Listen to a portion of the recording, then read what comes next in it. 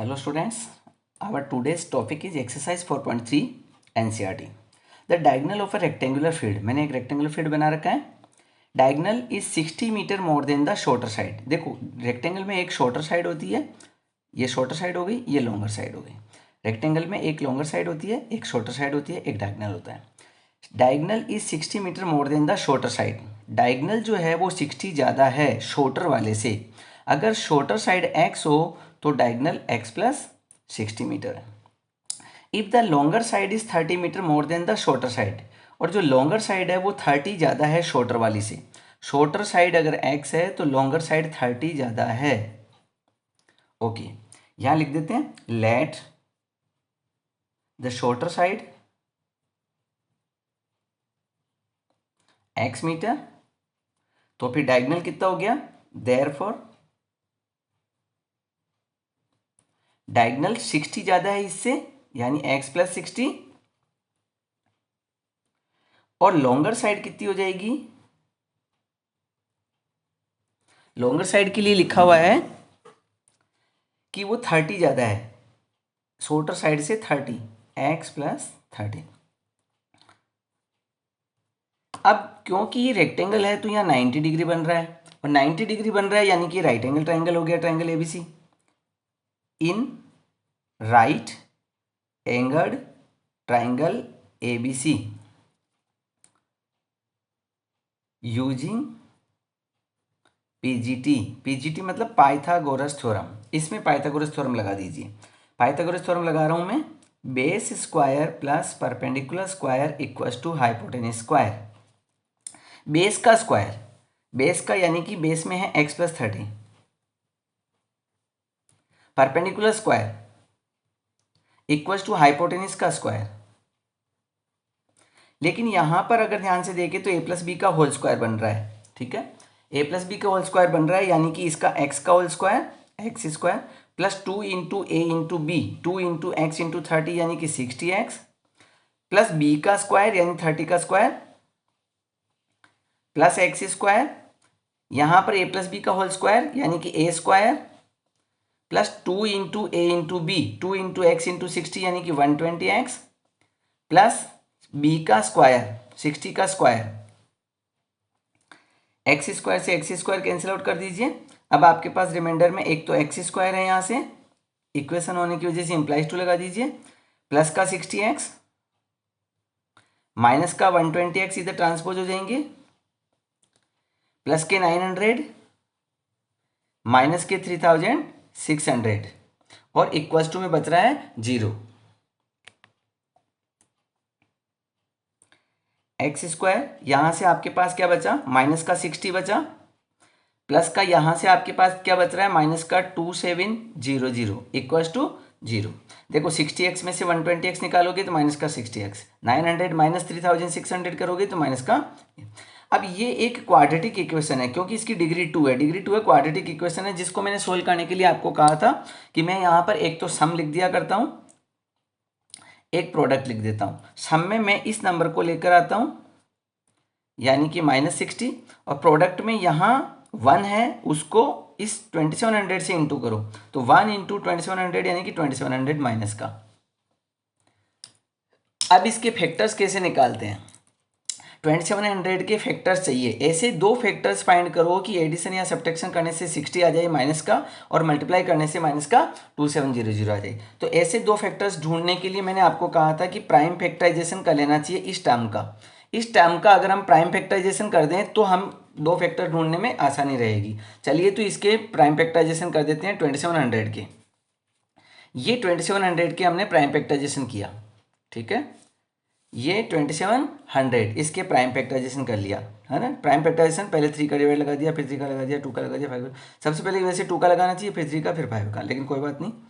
अब इसमें से आपके दो फैक्टर जो आपको ढूंढने होते हैं वो इसमें कहीं ना कहीं इस वाली टर्म में कहीं ना कहीं मिल रहे होते हैं. कैसे भी करके आपको दो फैक्टर निकालने हैं. कैसे पेयरिंग करोगे आपके ऊपर डिपेंड करती है. जैसे मैंने क्या पेयरिंग किया कि देखो 3 3 जा 9, 9 2 जा 18, 18 5 जा 90, 90 को तो मैंने एक साइड रखा. अब जो पीछे बच गए जिनको नहीं लिया मैंने, जिस पे राइट का निशान नहीं लगा हुआ है उसको मैं ले चुका हूँ, जिस पे नहीं लगा हुआ है वो नहीं लिए. 3 3 2 जा 6, 6 5 जा 30, तो एक हो गया 30, एक तो राइट का निशान लगा हुआ यानी कि 90 और एक ये डॉट लगा हुआ यानी कि 30। -90 + 30 -60 होते हैं, यानी कि मेरे दो फैक्टर मैंने कौन कौन से लिए, इन राइट वालों को तो एक साइड रखा तो 90 हो गया और डॉट वालों को एक साइड रखा 30 हो गया। 90 और 30 दो ऐसे फैक्टर है कि उनको अगर मैं सब्ट्रैक्ट करूँ तो -60 आ रहा है और मल्टीप्लाई करूँ तो मेरा आंसर आ रहा है। ठीक है, ऐसी कंडीशन में अब आपके पास यहाँ पर आंसर आ रहा है -90 + 30, 90 + 30 और मल्टीप्लाई में -90 × 30। यहाँ वैल्यू रख दीजिए x², इसका मिडिल टर्म स्प्लिटिंग कीजिए यहाँ से -60 का, तो -90x + 30x, -90x + 30x, और ये एज इट इज़ रहता है लास्ट टर्म, फर्स्ट टर्म भी एज इट इज़ रहती है, लास्ट टर्म भी एज इट इज़ रहती है। अब इसमें कॉमन निकाल दीजिए, x कॉमन आ रहा है तो x - 90, यहाँ 30 कॉमन आ रहा है तो x - 90, 30 कॉमन का मतलब होता है कि इसमें डिवाइड लगाओ, तो डिवाइड लगाया तो 30 कट गया, x बच गया, इस 30 का इसमें डिवाइड लगाओगे तो 90 आएगा, =0। दोनों ब्रैकेट सेम टू सेम है, यानी आपका वर्क सही चल रहा है। अगर वर्क सही चल रहा है तो कॉमन निकाल दीजिए, x - 90 कॉमन निकल रहा है, x - 90 को अगर कॉमन निकाल देता हूँ तो यहाँ से बचता है मेरे पास x, यहाँ से x - 90 कॉमन जाने पर बचता है प्लस का 30 =0। अब यहाँ दो फैक्टर हो गए हैं, एक हो गया x - 90 = 0 और एक हो गया x + 30 = 0। तो x = यहाँ से -30 आया और x = 90 आया। अब देखना ये है कि आपको लाना क्या था, वर्ड प्रॉब्लम के क्वेश्चन में x की वैल्यू को यहाँ देखना होता है, लाना क्या था, साइड लानी थी। साइड जो है वो नेगेटिव नहीं हो सकती है, साइड x की वैल्यू नेगेटिव नहीं हो सकती क्योंकि साइड है, और साइड यहाँ नेगेटिव नहीं हो सकती, यानी कि ये वाली वैल्यू रिजेक्ट हो गई। अब बच गया सिर्फ 90, तो शॉर्टर साइड तो आ गई आपके पास, शॉर्टर साइड जो है वो x है, यानी कि आपके पास 90 मीटर आ गई। अब बच गई यहाँ पर लॉन्गर साइड, लॉन्गर साइड जो है वो 30 ज़्यादा है, लॉन्गर साइड के लिए आपको 30 ज़्यादा है, तो ये longer side x + longer side x + 30,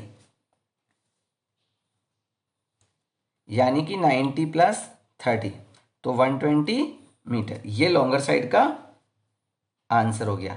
आपको जो दो साइड निकालनी थी दोनों आपने निकाल दी है, एक शॉर्टर साइड निकाल दिया आपने और एक आपने लॉन्गर साइड निकाल दी, ये दो आंसर आपको निकालने थे, आपने दोनों आंसर्स फाइंड कर दिए हैं। ठीक है, तो ये इस तरीके से आपका एक क्वेश्चन कंप्लीट होता है। Question number 7, the difference of squares of two numbers. आपको कोई दो नंबर लेने हैं, अब जब दो नंबर लोगे तो नेचुरल बात है एक नंबर लार्जर होगा तो एक नंबर स्मॉलर होगा। ओके, एक लार्जर ले लेते हैं, एक स्मॉलर लेते हैं, दोनों के स्क्वायर्स का डिफरेंस 180 है, दोनों नंबरों के स्क्वायर्स का डिफरेंस 180 है। आगे पढ़ लेते हैं, the square of the smaller number is 8 times the larger number. The square of the smaller number, smaller number का जो स्क्वायर है, square of the smaller number, देखो square of the smaller number is 8 times the larger number.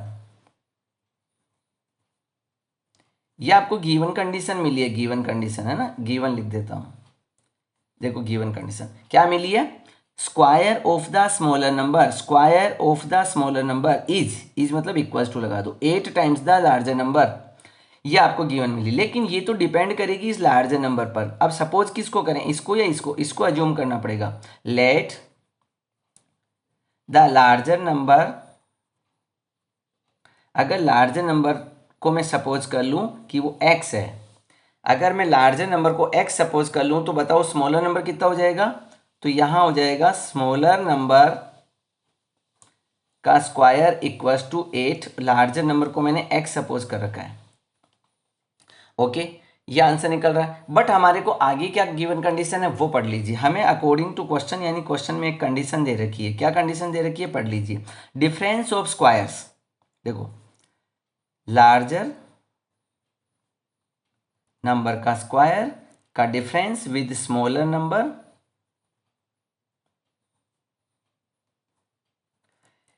Difference of the squares of the numbers is, squares of the numbers is 180, ये आपको given में मिला हुआ है, गिवन, ये condition आपके पास है ऑलरेडी। देखो ये भी गिवन है, ठीक है, ये भी गिवन है यहाँ और ये भी गिवन है यहाँ पर, गिवन कंडीशन से ये दोनों, ठीक है ना। ओके, पहली बात लार्जर नंबर x है तो स्मॉलर नंबर हो गया, स्मॉलर नंबर का स्क्वायर हो गया 8x। According to question, question में कंडीशन दे रखी है डिफरेंस, डिफरेंस मतलब माइनस कर दो। किसका माइनस कर दो? Square of the two numbers, इसके स्क्वायर का और इसके स्क्वायर का। इसको पीछे रखोगे क्योंकि स्मॉलर नंबर है, इसको आगे रखोगे क्योंकि लार्जर नंबर है। लार्जर नंबर का स्क्वायर माइनस स्मॉलर नंबर का स्क्वायर का डिफरेंस 180 दे रखा है अकॉर्डिंग टू क्वेश्चन। अब आप वैल्यू ऊपर से इनकी हेल्प से वैल्यू पुट कीजिए। देखो लार्जर नंबर का स्क्वायर, लार्जर नंबर कौन है? x। लार्जर नंबर x यानी कि x, तो यहां लिख देता हूं देयरफॉर x का स्क्वायर। स्मॉलर नंबर का स्क्वायर, स्मॉलर नंबर का स्क्वायर, स्मॉलर नंबर का स्क्वायर, स्मॉलर नंबर का स्क्वायर, यानी ये पूरा as it is smaller number का स्क्वायर की जगह मेरे पास 8x आ जाएगा। अब स्क्वायर मत लगा देना, क्यों? क्योंकि यहाँ ऑलरेडी देखो स्मॉलर नंबर का स्क्वायर चाहिए था, स्मॉलर नंबर का स्क्वायर ले लिया, 8x आंसर आ गया। तो इसमें स्क्वायर नहीं लगेगा, इसमें लगेगा, ठीक है, क्योंकि यहाँ सिर्फ लार्जर नंबर है, लार्जर नंबर x है और उसका स्क्वायर। स्मॉलर नंबर का स्क्वायर, स्मॉलर नंबर का स्क्वायर 8x है और इक्वल टू 180। ये आपके पास इक्वेशन बन गई x square minus 8x, x square minus 8x minus 180 equal to 0। ये इक्वेशन बनकर रेडी हो गई है। अब इसका मिडिल टर्म स्प्लिटिंग वगैरह कर लेते हैं। तो इसके लिए मैंने आपको कहा था एक सम ले लेता हूँ, एक प्रोडक्ट ले लेता हूँ, या सम प्रोडक्ट। सम में है मेरे पास माइनस का 8, प्रोडक्ट में है मेरे पास दोनों का मल्टीप्लाई माइनस 180 इंटू 1 यानी कि माइनस का 180। इनके अगर मैं प्राइम फैक्टराइजेशन करके देखूंगा तो मेरे पास एक आंसर आ रहा होगा माइनस का 18 प्लस 10 और माइनस का 18 इंटू 10। कैसे पता चला कि यही आएगा? तो मैंने आपको सिखा रखा है कि इस 180 के प्राइम फैक्टराइजेशन कर देने चाहिए आपको। ये 180 के प्राइम फैक्टराइजेशन कर दीजिए। तो देखो 2 3 जा 6, 6 3 जा 18, ये राइट के निशान वाले एक तरफ रखे हैं मैंने 18। और देखो जिसको कलेक्ट अभी मैंने नहीं लिया है वो है 2 और 5, 2 5 जा 10, 18 माइनस 10 करोगे तो माइनस 18 प्लस 10 यानी 18 में से 10 गए तो 8 माइनस का बचेगा और ये मल्टीप्लाई करने पर है। तो यहाँ पर आपके जो दो फैक्टर बन रहे हैं वो एक माइनस 18 और एक 10 बन रहा है, ये लिख दीजिए। अब इसको सोल्व कर दीजिए, x square minus 18x plus 10x minus 180 equal to 0। ठीक है, यहाँ x कॉमन आ रहा है तो निकाल लीजिए, बच गया x माइनस 18। यहाँ से कॉमन कौन आ रहा है? 10 आ रहा है, तो रिमाइंडर बच गया x माइनस 18 इक्वल टू 0। दोनों ब्रैकेट सेम टू सेम है यानी वर्क सही चल रहा है, सही चल रहा है तो ब्रैकेट को कॉमन निकाल दीजिए। तो x माइनस 18 कॉमन आंसर आ गया, ये कॉमन निकल गया, तो यहाँ से बचा x और यहाँ से इसके कॉमन जाने पर बचा प्लस का 10 इक्वल टू 0। एक आंसर हो गया x माइनस 18 इक्वल टू 0, एक आंसर हो गया x प्लस 10 इक्वल टू 0। तो ये तो हो गया x इक्वल टू 18 और ये हो गया x इक्वल टू माइनस का 10। x किसको लिया था? लार्जर नंबर को। क्या लार्जर नंबर माइनस का हो सकता है? हो सकता है, क्योंकि वहाँ ये थोड़ी कहा है कि पॉजिटिव नंबर चाहिए या नेगेटिव नंबर चाहिए, कुछ नहीं बोला, तो नेगेटिव भी तो हो सकता है। तो अभी तक तो ये वैलिड है, लेकिन आगे चल करके मैं इसको रिजेक्ट करने वाला हूँ, बट उसका रीज़न बताऊँगा कि ये रिजेक्ट अभी तो नहीं हो रहा है लेकिन आगे चल के क्यों हो जाएगा। ठीक है, केस 1 देखो, पहले एक बार x इक्वल टू 18 से सोल्व करने वाला हूँ, एक बार x इक्वल टू माइनस 10 से सोल्व करने वाला हूँ, दोनों से, है ना। x इक्वल टू 18 लेता हूँ, x किसको सपोज किया था? लार्जर नंबर को, यानी अगर मैं larger number x equal to 18 लेता हूँ तो फिर स्मॉलर नंबर क्या बनेगा? यहाँ वैल्यू रख लेंगे, स्मॉलर नंबर का square equal to 8x।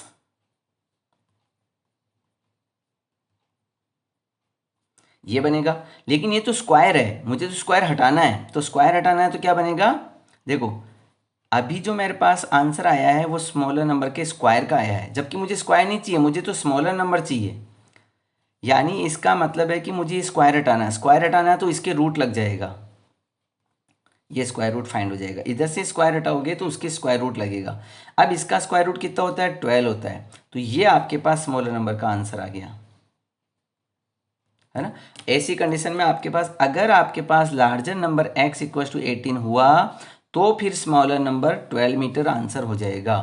But अगर x इक्वल टू माइनस 10 हुआ, x यानी कि लार्जर नंबर,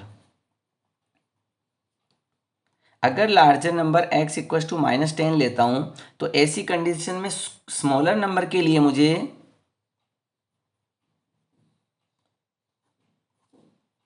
एट एक्स होगा यानी 8 इंटू एक्स, एक्स यानी कि -10, तो माइनस का 80 हो जाएगा।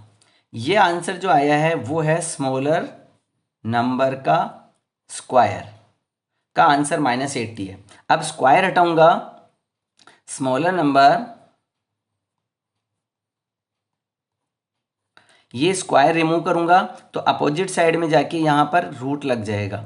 लेकिन हमने पढ़ रखा है कि रूट के अंदर माइनस का साइन पॉसिबल नहीं है। अगर ऐसा होता है तो रियल रूट्स नहीं निकलेंगे, इमेजनरी रूट्स निकलेंगे, यानी कि ये वाली कंडीशन रिजेक्ट कंडीशन हो गई है ना, दैट इज़ नॉट पॉसिबल। ठीक है, ये रिजेक्ट हो गया,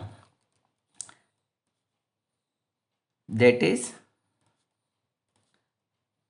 नॉट रियल रूट्स,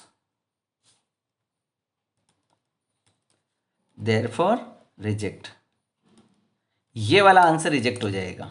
ठीक है, ये वाला आंसर, यानी इसका मीनिंग क्या हुआ कि आपका ये आंसर नहीं है वैलिड। क्यों? क्योंकि ये तो रिजेक्ट हो गया।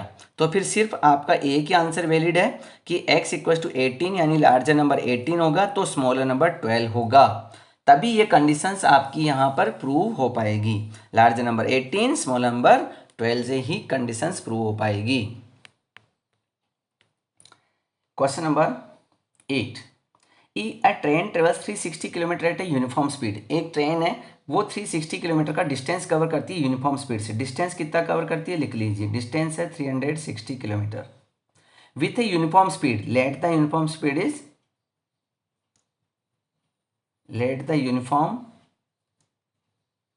Speed be x kilometre per hour. ये यूनिफॉर्म स्पीड है। अच्छा, अगर डिस्टेंस 360 है और स्पीड x है तो बता सकते हो कि टाइम कितना लगेगा। टाइम का एक फॉर्मूला पढ़ रखा है आपने। क्या टाइम का फॉर्मूला पढ़ रखा है? टाइम टेकन, जिसको मैं t1 मान लेता हूं, दैट इज, टाइम का फॉर्मूला होता है डिस्टेंस अपॉन स्पीड। डिस्टेंस है 360 और स्पीड है x। तो ये आपके पास एक इक्वेशन बन गई कि टाइम टेकिंग, अगर डिस्टेंस 360 जाना है, स्पीड x रखोगे तो आपको टाइम लगेगा 360 अपॉन x आवर्स। अब सेकंड केस पढ़ते हैं। If the speed had been 5 kilometre per hour more, now if the speed had been 5 kilometre per hour more, then distance कितनी हो जाएगी? वही रहेगी। स्पीड कितनी रहेगी? ये कह रहा है कि स्पीड 5 किलोमीटर पर आवर की बढ़ा दीजिए। पहले कितनी थी स्पीड? x थी, अब स्पीड कितनी होगी? 5 बढ़ा दीजिए तो ये होगी। ये सेकंड केस चल रहा है यहां से ना, यहां से डिस्टेंस तो अभी भी 360 है, लेकिन स्पीड के लिए बोला है कि 5 किलोमीटर पर आवर ज़्यादा कर दीजिए, यानी पहले x थी तो अब x प्लस 5 हो जाएगी। अब आप बताइए कि जब x थी तब तो टाइम इतना लगा, लेकिन अब स्पीड बढ़ा दी तो अब टाइम कितना लगेगा? तो यहाँ वापस लिखिए टाइम टेकन, जिसको मैं t2 नाम दे देता हूँ। तो आंसर आएगा डिस्टेंस अपॉन स्पीड। डिस्टेंस तो अभी भी वही 360 है, अपॉन स्पीड। स्पीड अब स्पीड x नहीं है पहले की तरह, बल्कि अब स्पीड बढ़ा दी गई है, x प्लस 5 हो गई है आवर्स। ठीक है, आवर्स। अब ये इक्वेशन नंबर 2 आपके पास आ गई है। अब एक जजमेंट खुद को करना होता है यहाँ से। क्या जजमेंट करना होता है कि मुझे ये बताओ, पहले स्पीड x थी, बढ़ाकर x प्लस 5 कर दी, हमने स्पीड को बढ़ा दिया है। जब हम स्पीड बढ़ा देते हैं तो टाइम कम खर्च होता है, कम लगता है, यानी यहाँ पर टाइम कम लगा क्योंकि हमने स्पीड बढ़ा दी, और वहाँ टाइम ज़्यादा लग रहा है, यानी t1 की वैल्यू ज़्यादा है और t2 की कम है। t2 की टाइम कम है, क्यों? क्योंकि हमने स्पीड बढ़ा दी। ठीक है, t1 की वैल्यू ज़्यादा आएगी, t2 की वैल्यू कम आएगी। बट ये खुद कह रहा है कि it would have taken 1 hour less. अगर स्पीड बढ़ा दोगे तो 1 घंटा कम लगेगा। यहाँ पे 1 घंटा कम लग रहा है, वहाँ 1 घंटा ज़्यादा लग रहा है। मान लीजिए इसमें 10 घंटे आंसर था तो इसमें 1 घंटे कम है, यानी कि 9 घंटे आंसर लगेगा। मान लो यहाँ 5 घंटे लग रहे थे तो यहाँ 4 ही लगेंगे। क्यों? क्योंकि इसने कहा है 1 घंटा कम लग रहा है। तो उसकी हेल्प लेते हैं। अकॉर्डिंग टू क्वेश्चन, अब क्वेश्चन के अकॉर्डिंग जमा दो। क्वेश्चन कह रहा है कि यहाँ 1 घंटा कम लग रहा है, यानी ये 1 घंटा ज़्यादा है, ये 1 घंटा कम है। t1 minus t2 equals to 1 our. T1 बड़ा नंबर है क्योंकि वहाँ स्पीड कम थी, T2 एक छोटा नंबर है क्योंकि यहाँ स्पीड ज़्यादा है। स्पीड बढ़ाने की वजह से टाइम कम लग रहा है तो इसको पीछे लिखूंगा, और जिसमें टाइम ज़्यादा लग रहा है उसे आगे लिखूंगा, तब यहाँ 1 आवर बचेगा। अगर किसी ने इस T2 को आगे लिख दिया और T1 को पीछे लिख दिया तो ये 1 आवर रॉन्ग हो जाएगा, क्योंकि यहाँ -1 आवर हो जाएगा। T1 की वैल्यू कितनी है 360/x, T2 की वैल्यू कितनी है 360/x+5 = 1। अब इसको सोल्व करने के लिए क्या करेंगे हम कि कई बच्चे क्या करते हैं सीधा एलसीएम ले लेते हैं, तो उससे हो तो जाएगा लेकिन थोड़ा लेंथी हो जाएगा। तो मैं क्या करने वाला हूँ, पहले इस 360 को कॉमन निकालने वाला हूँ, तो बचेगा 1/x और यहाँ बचेगा 1/x+5 और = 1। अब एलसीएम लीजिए तो आपका आंसर बिल्कुल राइट रहने वाला है। ठीक है, अब यहाँ से एलसीएम लेना है और ये 360 जो है वो यहाँ इसके अपॉन में चला जाएगा, तो क्या क्या बचेगा, मैं अगले पेज पे इसको लिख देता हूँ। 1/x - 1/x+5 = 1/, ये 360 इसके अपॉन में जाएगा तो ये 360 ऐसा बन जाएगा। ठीक है,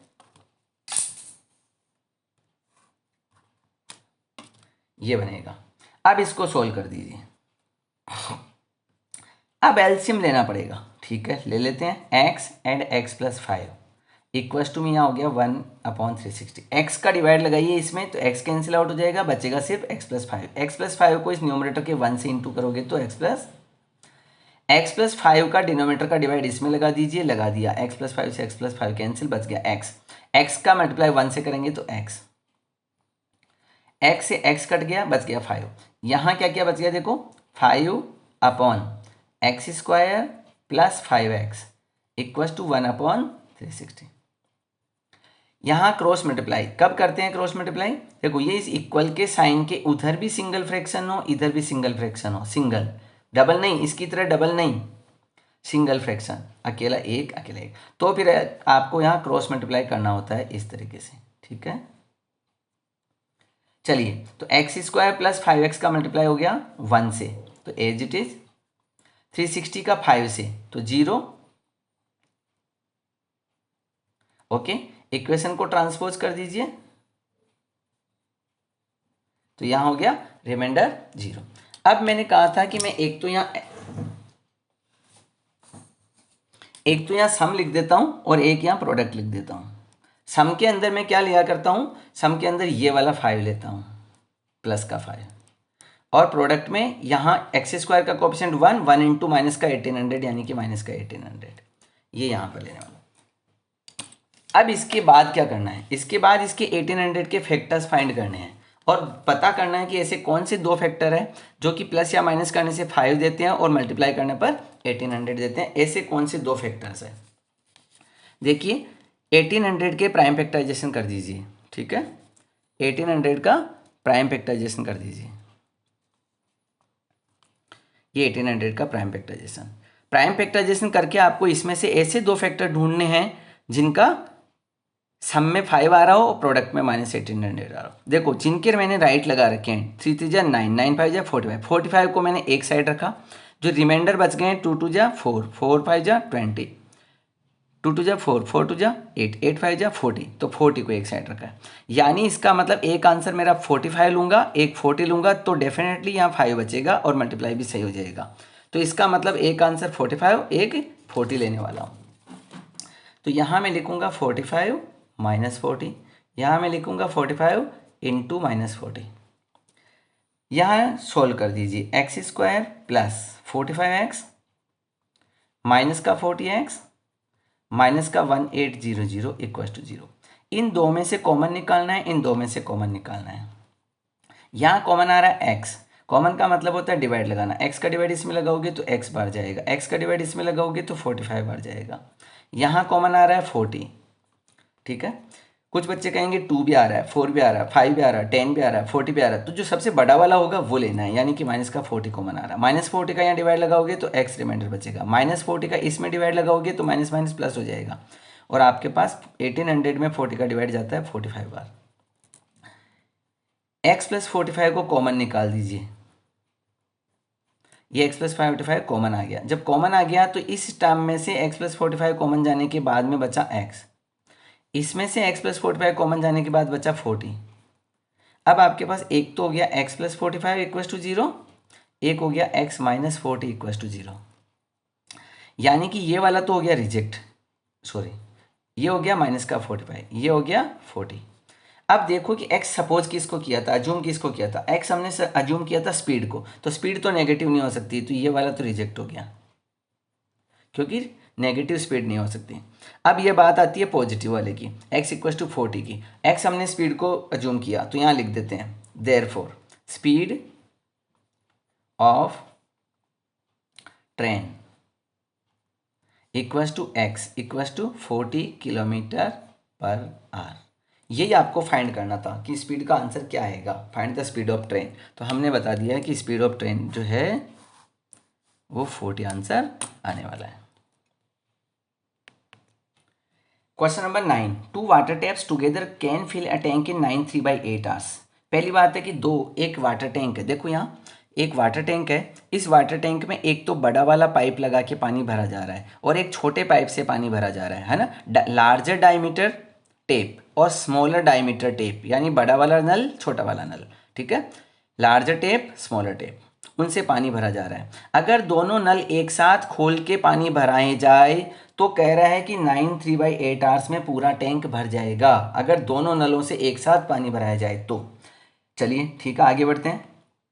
the tap of larger diameter takes 10 hours less than the smaller one, ठीक है, बड़ा वाला नल जो है, लार्जर टेप जो है वो 10 घंटे कम लगाता है छोटे वाले टेप के बजाय। क्या मतलब हुआ इसका, ये कह रहा है अगर मैं अकेले, है ना, अकेले इस छोटे वाले नल से पानी भराऊं तो मान लीजिए कि x आवर्स में पूरा भरता है, मान लेते हैं कि ये x आवर्स में भरता है अकेला एक, लेकिन ये कह रहा है कि अगर लार्जर से भराएं तो 10 घंटे कम लगते हैं, यानी जितना इसको टाइम लगता है, इसको बंद कर दूं नल को और अकेले बड़े से भराऊं तो 10 घंटे कम लगते हैं, यानी अगर स्मॉलर टेप से पानी भराने पर x आवर्स लगते हैं तो लार्जर से 10 घंटे कम यानी कि x-10 आवर्स लगेंगे।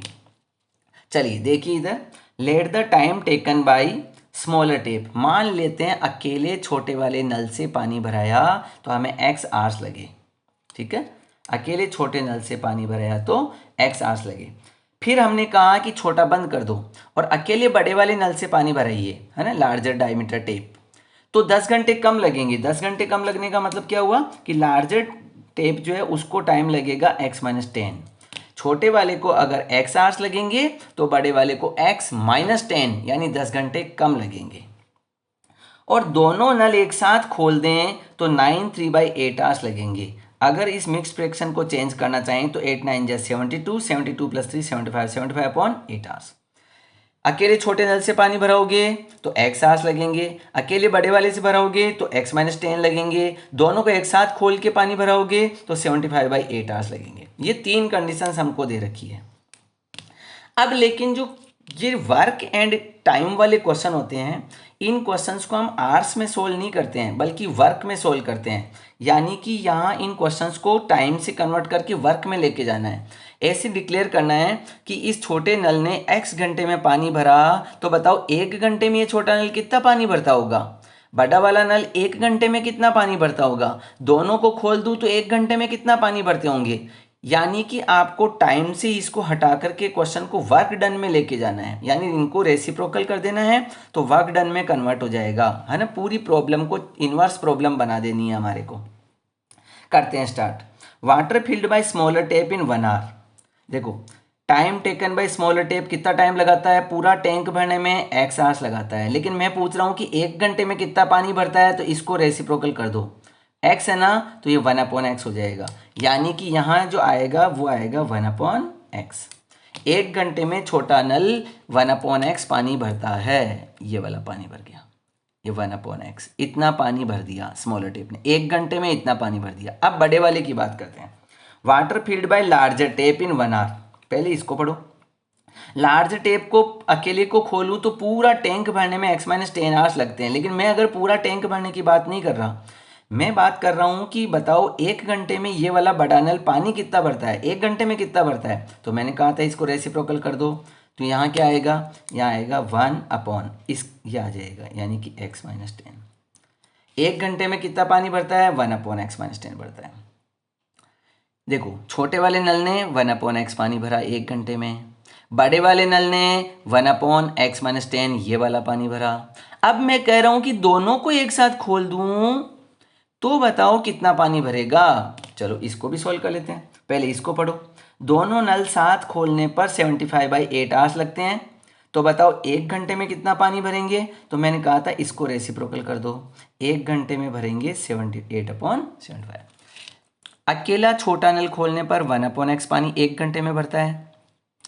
बड़ा नल अगर अकेले को एक को खोलोगे तो 1 घंटे में 1/x माइनस 10 पानी भरता है। 1 घंटे में इसने ये पानी भरा, इसने ये पानी भरा। अगर दोनों ही खोल दूं तो दोनों मिलाकर 8/75 पानी भरेंगे, 8/75। ओके, तो अकॉर्डिंग टू क्वेश्चन की अगर हम बात करें, इसका मीनिंग ये हुआ कि 1 घंटे का इसका पानी प्लस 1 घंटे का इसका पानी मिलाकर टोटल इतना पानी भरा है 1 घंटे में। इसको अकॉर्डिंग टू क्वेश्चन यहां कैसे लिखें, चलो स्टार्ट करते हैं। छोटे वाले नल ने 1 घंटे में इतना पानी भरा, बड़े वाले नल ने 1 घंटे में इतना पानी भरा, 1/x माइनस 10। दोनों ने मिलाकर 1 घंटे में 8/75 पानी भरा। छोटे वाले नल ने 1 घंटे में इतना भरा, बड़े वाले ने इतना भरा, दोनों ने मिलाकर इतना भरा। अब ये आपकी इक्वेशन बिल्कुल रेडी हो गई है। अब आगे का काम तो आपको भी आता है, क्या करना है सबको मालूम है कि अब यहाँ से इक्वेशन को जनरल फॉर्म बनानी है, फिर मिडिल टर्म स्प्लिटिंग करनी है। ओके, स्टार्ट करते हैं। फर्स्ट ऑफ ऑल क्या आपको इसका एलसीएम लेना होगा। यहाँ एलसीएम आ रहा है x and x minus 10। x का डिवाइड इसमें डिनोमिनेटर का इसमें लगाओगे तो x कट जाएगा, बचेगा x माइनस 10।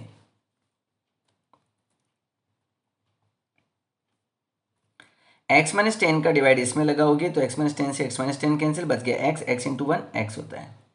अब इसको मैं अगले पेज पे कॉपी कर देता हूं, ठीक है।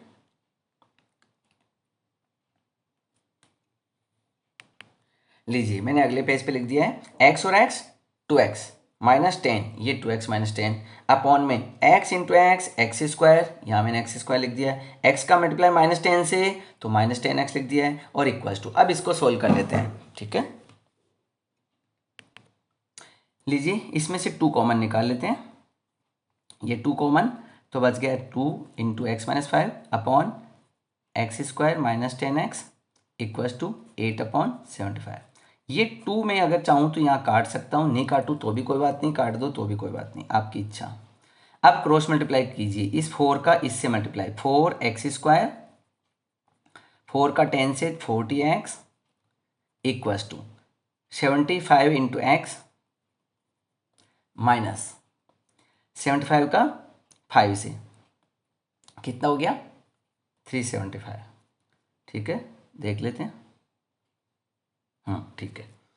अब इस इक्वेशन को आप जनरल फॉर्म बना दीजिए, यानी कि 4x स्क्वायर माइनस 40x, इसको ट्रांसपोज करोगे तो माइनस का 75x, इसको ट्रांसपोज करोगे तो प्लस का 375 equals to 0। 4x square minus के कितने हो गए यहाँ पर 115x प्लस का 375 इक्वल्स टू 0। अब ये एक स्टैंडर्ड फॉर्म बन गया है क्वाड्रेटिक इक्वेशन का। देखो डिग्री 2 है यानी क्वाड्रेटिक इक्वेशन है। क्वाड्रेटिक इक्वेशन सोल्व करने के लिए मैंने आपको बताया था कि एक सम लिखूंगा, एक प्रोडक्ट लिखूंगा, तो मैं फैक्टराइजेशन मेथड से सोल्व कर सकता हूँ। लेकिन अगर आप चाहो तो इसको क्वाड्रेटिक फॉर्मूले से भी सोल्व कर सकते हो। क्वाड्रेटिक फॉर्मूले से सोल्व करने के लिए मैंने आपको बताया था कि सबसे पहले आप क्या करेंगे कि इसका जनरल फॉर्म देख कर कि यहाँ से लिखेंगे कि इसका ax square plus B x plus C equals to 0 से अगर हम कंपेयर करें तो a की वैल्यू यहाँ 4 आ रही है। a की वैल्यू क्या आ रही है 4, a की वैल्यू 4, b की वैल्यू माइनस 115, c की वैल्यू 375, ये यहाँ पर वैल्यू आ रही है। अब मुझे यहाँ डिस्क्रिमिनेंट निकालना है। डिस्क्रिमिनेंट का फॉर्मूला होता है बी स्क्वायर माइनस 4ac। ये डिस्क्रिमिनेंट मुझे फाइंड करना है। डिस्क्रिमिनेंट फाइंड करने के लिए क्या करूँगा मैं, की वैल्यू रखने वाला हूँ। बी का मतलब माइनस का 115, बी स्क्वायर माइनस 4 इंटू ए इंटू सी, और अब इसको सोल्व कर देना है। जब इसको सोल्व करेंगे हम बी स्क्वायर माइनस 4ac को, तो यहाँ आएगा 13225 माइनस, और इसका मल्टीप्लाई हो जाएगा 6000, और सोल्व करोगे तो आपके पास आएगा 7225। ये डिस्क्रिमिनेंट का आंसर आ गया, यानी कि बी स्क्वायर माइनस 4ac का। अब हमको क्या करना है, हमको फाइंड करने हैं रूट्स, सॉल्यूशंस निकालने हैं, एक्स की वैल्यू निकालनी है। उसके लिए आपको लगाना है formula minus B plus minus root B square minus 4ac upon 2a। ये फॉर्मूला होता है जिसे आप क्वाड्रेटिक फॉर्मूले के नाम से जानते हैं। इस फॉर्मूले में आप वैल्यू रखिए। ओके, करते हैं स्टार्ट। माइनस बी की वैल्यू कितनी है, माइनस का 115 plus minus B square minus 4ac मैंने निकाल के रखा है। बी स्क्वायर माइनस 4ac का आंसर ये वाला है 7225 अपॉन 2 इंटू ए की वैल्यू कितनी है 4। लीजिए, माइनस माइनस प्लस के हो गए। 7225 का अगर आप स्क्वायर रूट फाइंड करेंगे, 7225 का अगर आप स्क्वायर रूट फाइंड करेंगे, तो 7225 का जब स्क्वायर रूट फाइंड करेंगे तो देखो, एक तो 5 का पेयर बन जाएगा और एक 17 का पेयर बन जाएगा। तो इसमें से 17 ले लूँगा, इसमें से 5 ले लूँगा, तो 17 5 जा 85। तो आप 7225 का प्राइम फैक्टराइजेशन करके स्क्वायर रूट फाइंड करेंगे तो 85 आंसर आ रहा है। तो इसका आंसर हो गया 85 अपॉन 8। अब आपके पास ये दो आंसर आ गए, एक प्लस वाला एक माइनस वाला। अब दो आंसर्स आपको यहाँ पर फाइंड करने हैं एक्स के, करते हैं, ठीक है। देखिए, यहाँ से मैं इस तरफ एरो लगाता हूँ, यहाँ सोल्व करने वाला हूँ। पहला आंसर हो गया आपका x equals to 115 plus 85 upon 8, और दूसरा आंसर हो गया आपका x इक्वस टू 115 माइनस का 85, ये माइनस का ये वाला, अपॉन 8। ये दो आंसर आपके पास आ रहे हैं। एक तो हो गया आपके पास 200 अपॉन 8, एक हो गया आपके पास 30 अपॉन 8। इसको काट लोगे तो 15 अपॉन 4, जो कि 3 पॉइंट समथिंग हो जाएगा। इसको काट लोगे तो यहाँ पर आपके पास क्या हो जाएगा 25। आपके पास ये दो आंसर आ चुके हैं। देखिए, x के दो आंसर निकाले थे मैंने, ठीक है। एक तो x का 25 आंसर निकाला मैंने, और एक x का मैंने 15/4 यानी कि 3.7 के लगभग निकाला। अब दोनों को चेक करना है कि x लिया किसको था। x आपने लिया था स्मॉलर टेप का टाइम टेकन। देखो, एक x का फर्स्ट केस जिसमें x का, देखो यहाँ से सोल्व करने के बाद मैंने इसको सोल्व किया है और इसको सोल्व करने के बाद यहाँ कर रहा हूँ। अगर मैं x की वैल्यू 25 लेता हूँ, इफ़ x इक्वल्स टू 25, यानी कि स्मॉलर टेप अगर x आवर्स लेता है 25 आवर्स, तो बड़े वाले नल को 10 आवर्स कम लगेंगे, 10 आवर्स कम लगेंगे, यानी कि 15 आवर्स लगेंगे। तो time taken by smaller tap 25 hours, time taken by larger tap 15 hours. ये तो एक आंसर हो गया। लेकिन अगर मैं x की वैल्यू केस 2 में, अगर मैं x की वैल्यू ये 3.7 वाली लेता हूं, तो स्मॉलर टेप को तो 3.7 लगेगा, बट लार्जर टेप का जब निकालेंगे तो 10 आवर्स कम करना पड़ेगा, और जब आप 10 आवर्स कम करेंगे 3.7 में से, तो माइनस के 6.5 में चला जाएगा, और माइनस में टाइमिंग नहीं हो सकती है। माइनस के 6 घंटे में पानी भरा, ये तो पॉसिबल ही नहीं है, दैट इज़ नॉट पॉसिबल। तो इसका मतलब ये वाली वैल्यू रिजेक्ट में चली जाएगी। तो ये जो आपका सेकेंड केस है, ये वाला केस, यहाँ आप इधर इस जगह आप रिजेक्ट लिख दीजिएगा। ये चाहे आप नहीं भी समझें तो कोई फ़र्क नहीं पड़ता है, बट अगर आप समझा देंगे तो भी अच्छी बात है। तो ये सेकंड केस तो रिजेक्ट का है, ये वाला तो ठीक है, ये x इक्वल टू 15/4 वाला, और ये तो रिजेक्ट में चला गया। क्यों रिजेक्ट में गया, उसके लिए मैंने डिटेल में आपको समझाया है कि अगर छोटे वाला नल 3.7 आवर्स लगा रहा है, तो बड़े वाला नल का टाइम तो माइनस में चला जाएगा, वो तो 10 घंटे कम लगाता है, तो फिर ऐसे माइनस में तो टाइमिंग हो नहीं सकती है, तो रिजेक्ट हो गया। तो आपका फाइनल आंसर कौन सा हुआ, फाइनल आंसर हो गया time taken by smaller tap 25 hours, time taken by larger tap 15 hours. Question number 10, an express train takes 1 hour less than a passenger train. जो एक्सप्रेस ट्रेन है उसको हमेशा 1 घंटा कम लग रहा है पैसेंजर ट्रेन के बजाय। मान लो पैसेंजर ट्रेन को 10 घंटे लगे, तो एक्सप्रेस ट्रेन को 9 ही घंटे लगेंगे, 1 घंटा कम लग रहा है। To travel 132 kilometre distance, distance कितनी है 132 किलोमीटर है, डिस्टेंस 132 किलोमीटर जाने में। If the average speed of the express train is 11 kilometre per hour more, if the average speed of the express train, express की जो स्पीड है वो 11 kilometre ज़्यादा है पैसेंजर के बजाय, पैसेंजर वाली जिस स्पीड से गाड़ी चल रही है उससे express train 11 kilometre per our ज़्यादा चल रही है। अब मैं लिखता हूँ let the speed of passenger train, मान लो पैसेंजर ट्रेन एक्स की स्पीड से चल रही है, तो बताओ एक्सप्रेस ट्रेन कितने की स्पीड से चलेगी। अरे भाई लिखा है 11 किलोमीटर पर आवर मोर हो जाएगा, यानी जितना वो चल रही थी उससे 11 ज़्यादा है, 11 ज़्यादा है। ओके, डिस्टेंस कितनी है 132। अब एक बात बताओ कि ये जो पैसेंजर ट्रेन है इसको 132 किलोमीटर जाने में कितना समय लगेगा और पैसेंजर ट्रेन को 132 किलोमीटर जाने में कितना समय लगेगा, ये हमारे को पहले पता करना पड़ेगा। तो यहां लिखते हैं time taken by passenger train, और इसको मैं मान लेता हूं T1। क्या मान लेता हूं T1 पैसेंजर को, या P लिख देता हूं पैसेंजर ट्रेन, ये लीजिए पैसेंजर ट्रेन। तो टाइम निकालने के लिए फॉर्मूला होता है डिस्टेंस अपॉन स्पीड। डिस्टेंस कितना है 132 किलोमीटर, और ये जो पैसेंजर ट्रेन है वो किस स्पीड से चल रही है, पैसेंजर ट्रेन चल रही है x की स्पीड से, तो इतने घंटे का टाइम लगेगा पैसेंजर ट्रेन को। अब बताओ कि एक्सप्रेस ट्रेन को कितना टाइम लगेगा, ठीक है बता देते हैं। Time taken by express train equals to T E, time taken by express train, express का E, distance upon speed, distance तो वही 132 किलोमीटर, लेकिन एक्सप्रेस की स्पीड कितनी है, एक्सप्रेस की स्पीड है x प्लस 11, 11 ज़्यादा है उस वाली से, यानी x प्लस 11।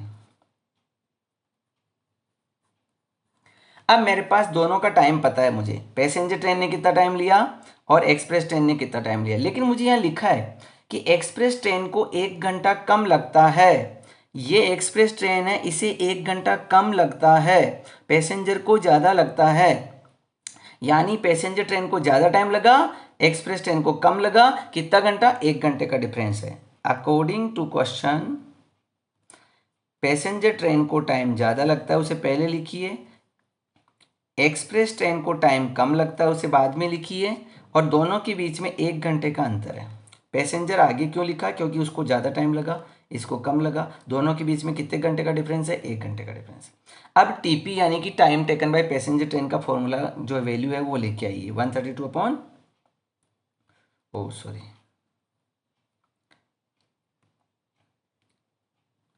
132 अपॉन एक्स, और time taken by express train वाला लेके आइए और इक्वल्स टू में 1। अब यहाँ पर डायरेक्ट एलसीएम लेने के बजाय क्या करना चाहिए, पहले 132 को कॉमन निकाल लेना चाहिए, ठीक है 132 को कॉमन ले लेना चाहिए और फिर उसके बाद सोल्व करना चाहिए, ठीक है ना। तो मैं 132 को कॉमन ले लेता हूँ,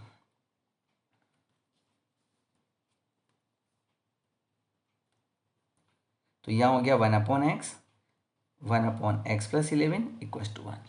अब इस स्टेप को मैं अगले पेज पे लिख लेता हूँ और इस 132 को इसके अपॉन में लिखूंगा 1 अपॉन, है ना, ये एज इट इज लिखूंगा और इस 132 को इसके अपॉन में लिखने वाला हूँ। तो यहाँ 1 upon x minus 1 upon x plus 11 equals to 1 upon 132, ये मैंने यहाँ पर लिख दिया।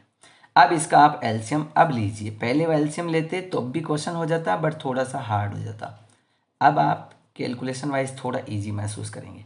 x का डिवाइड लगा दीजिए तो x कैंसिल, बच गया x प्लस 11, x प्लस 11 को 1 से इंटू करेंगे तो x प्लस 11 का इसमें डिवाइड लगा दीजिए तो आपके पास बचा x को 1 से इंटू करेंगे तो x से x कट गया, ये 11 बच गए, यहाँ से x इंटू एक्स स्क्वायर होता है, x इंटू 11x होता है, और ये 1 अपॉन 132।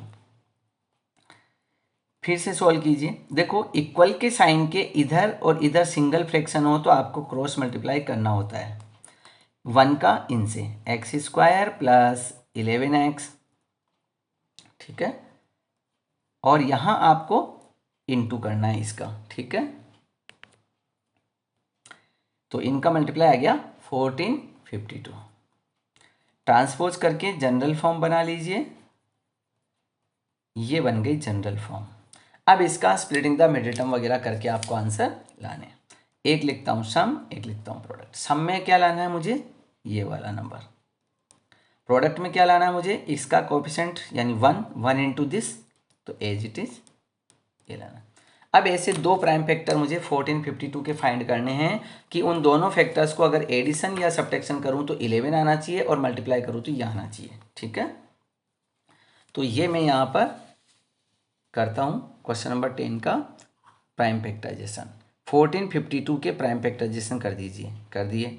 अब आपको इस तरीके से सर्च करना है, इनके अंदर से ढूंढ कर निकालना है जिनका आंसर 11 आ रहा हो। देखो जिसके मैंने राइट का निशान लगाया 11 3 जा 33, उनको तो मैंने एक तरफ रखा है, और जिनके डॉट लगा है 2 2 जा 4 4 11 44, तो 44 अलग लगा है। 44 माइनस 33 करोगे तो 11 आंसर आएगा, मल्टीप्लाई करोगे तो ये राइट आंसर आएगा। यानी इसका मीनिंग क्या हुआ, इसका मीनिंग ये हुआ कि आपको जो दो फैक्टर चाहिए थे वो आपने ढूंढ कर निकाल लिए हैं। एक तो हो गया 44 माइनस 33, एक 44 इंटू माइनस 33। यहाँ रख दीजिए value x square plus 44x इस 11 की जगह, minus 33x minus 1452 equal to 0। यहाँ इन दोनों में x कॉमन आ रहा है तो x प्लस 44, इनमें 33 कॉमन आ रहा है तो x plus 44 equal to 0। Common का मतलब होता है इसमें डिवाइड लगाना, माइनस 33 का डिवाइड इसमें लगाओ, माइनस 33 का डिवाइड इसमें लगाओगे तो ये आएगा। दोनों ब्रैकेट सेम है तो कॉमन निकाल दीजिए, ये कॉमन गया तो बचा x, ये कॉमन गया तो बचा 33 equal to 0। x plus 44 equal to 0 और x माइनस 33 इक्वल टू 0। यहाँ से आपके पास आंसर आ रहा है x इक्वल टू माइनस 44, यहाँ से आ रहा है x इक्वल टू 33। अब देखिए कि वर्ड प्रॉब्लम का क्वेश्चन है तो x किसको सपोज किया था, स्पीड ऑफ पैसेंजर ट्रेन को। तो ट्रेन की स्पीड नेगेटिव नहीं हो सकती है, तो ये वाला तो किस में चला गया, रिजेक्ट में चला गया, क्योंकि नेगेटिव स्पीड नहीं हो सकती है, ठीक है। अब बच गया सिर्फ x इक्वल टू 33। तो मैं यहाँ लिख देता हूँ आंसर को, therefore speed of passenger train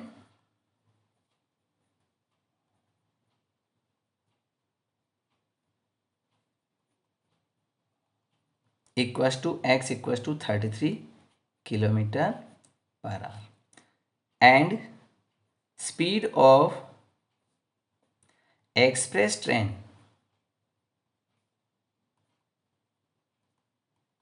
वो है x प्लस 11,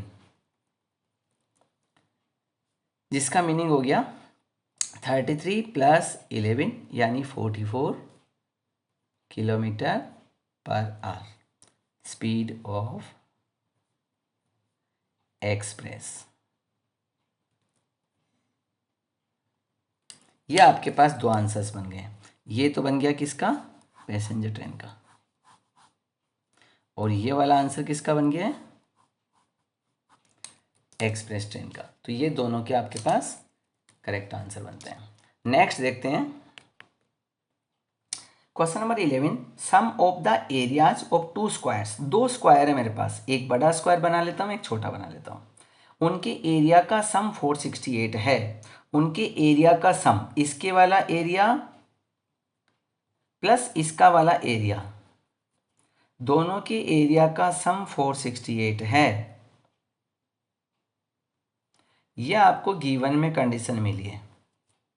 क्या कंडीशन मिली है, a1 plus a2 equal to 468। लेकिन a1 कौन है, मैंने यहाँ सपोज कर दिया। Let the area of larger square a1 मान लेता हूँ, area of smaller square a2 मान लेता हूँ। बड़े वाले के एरिया को a1 लिख देता हूँ, छोटे वाले को a2 लिख देता हूँ। तो क्वेश्चन के अकॉर्डिंग दोनों के एरिया का सम 468 मीटर स्क्वायर होता है।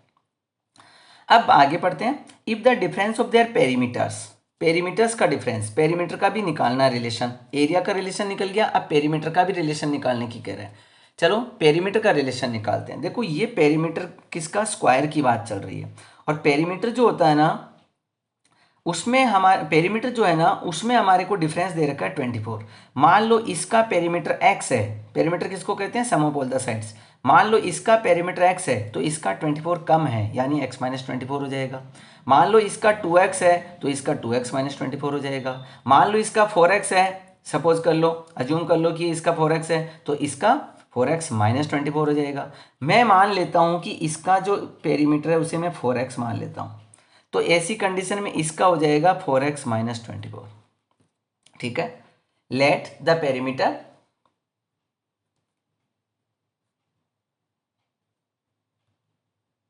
ऑफ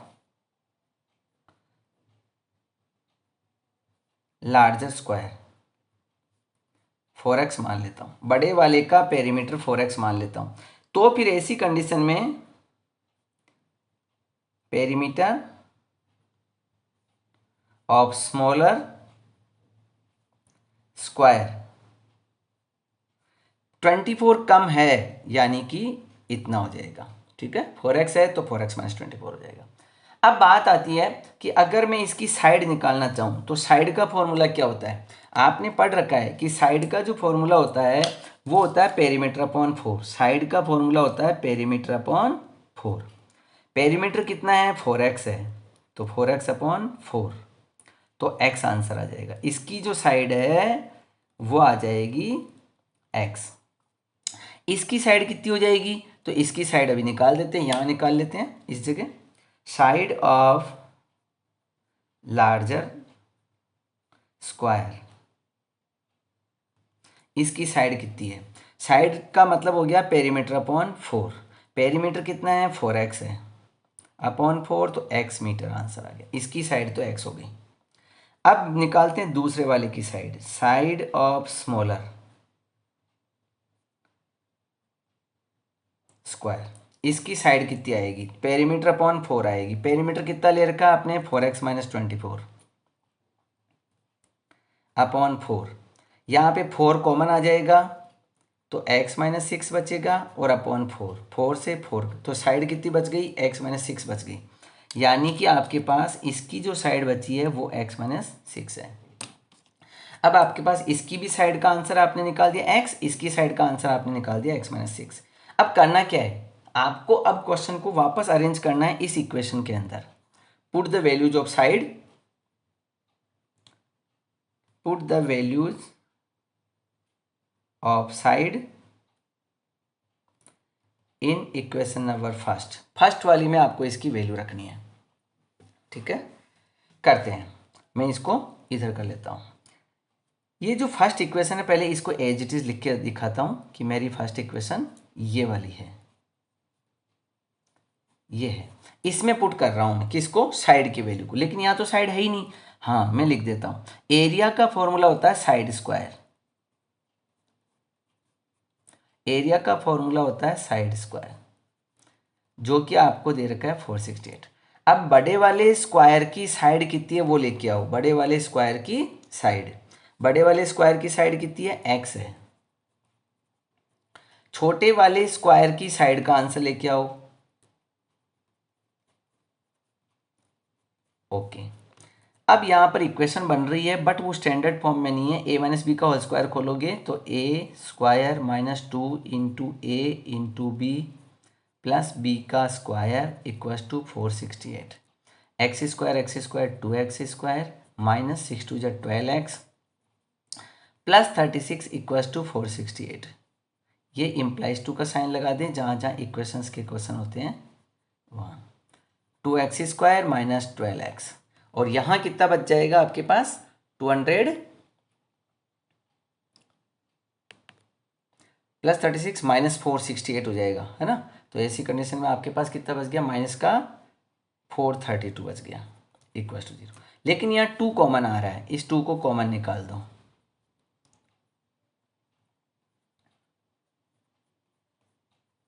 ये 2 इसको 0 के अपॉन जाके फिनिश हो जाएगा, तो यहाँ बचेगा सिर्फ इतना सा। अब इसका आपको मिडिल स्प्लिटिंग करना है या क्वाड्रेटिक फॉर्मूला करना है या जो भी करना है उस हिसाब से करना है। सम में आपको चाहिए माइनस का 6, प्रोडक्ट में आपको चाहिए माइनस का 216। 216 के आपको निकालने हैं प्राइम फैक्टराइजेशन। ये 216 के प्राइम फैक्टराइजेशन, और उसमें से आपको सर्च आउट करना है कि ऐसा कौन से दो फैक्टर है जो एडिशन या सब्ट्रैक्शन करने से -6 देते हैं और मल्टीप्लाई करने से 216। देखो 2 जा 2 3 जा 6 6 3 जा 18, एक तो 18 ले लेता हूँ, 2 2 जा 4 4 3 जा 12 और एक 12 ले लेता हूँ। 18 में से 12 गए 6, किसके -18 + 12 -6, और यहाँ माइनस का, यानी मेरे जो दो फैक्टर मुझे चाहिए थे वो एक तो हो गया मेरे पास -18 + 12 और -18 × 12। ठीक है, अब यहाँ आप वैल्यू सोल्व करना स्टार्ट कीजिए। x² माइनस, इसकी जगह रिप्लेस कर दीजिए माइनस का 18x + 12x माइनस का 216 = 0। इन दोनों में कुछ कॉमन आ रहा है, इनमें भी कुछ कॉमन आ रहा है। ओके, इनमें कॉमन आ रहा है x की वैल्यू, तो x - 18 प्लस का 12 तो x - 18। क्या मतलब निकला? मतलब ये निकला कि यहाँ x कॉमन लिया तो इसका डिवाइड लगाया। 12 कॉमन का मतलब होता है 12 का डिवाइड लगा दो। x - 18 को कॉमन निकाल दीजिए, तो यहाँ बचा x, यहाँ बचा प्लस का 12। एक आंसर हो गया x - 18 = 0, एक आंसर हो गया x + 12 = 0। यहाँ से आपके पास आंसर आ गया x = 18, यहाँ से आंसर आ गया x = -12। अब आपके पास दो आंसर आ गए। अब x की वैल्यू को लिया क्या था आपने? सपोज क्या किया था आपने? x की वैल्यू को लिया था साइड ऑफ लार्जर स्क्वायर। तो देखो साइड तो नेगेटिव नहीं हो सकती है, तो ये वाला रिजेक्ट हो गया। क्यों हो गया reject? Side can't be negative, है ना, because side can't be negative, therefore it is rejected. अब आपके पास जो आंसर बचे हैं उनको सोल्व कीजिए आप। लाइट चली गई है तो side of larger square 18 answer है। साइड ऑफ स्मॉलर स्क्वायर कितनी हो गई? x - 6, यानी इसका मीनिंग हो गया 18 - 6 that is equals to 12 metre. तो ये आपके पास साइड ऑफ स्मॉलर स्क्वायर। अब आपके पास एक आंसर तो ये रहा और दूसरा आंसर ये रहा।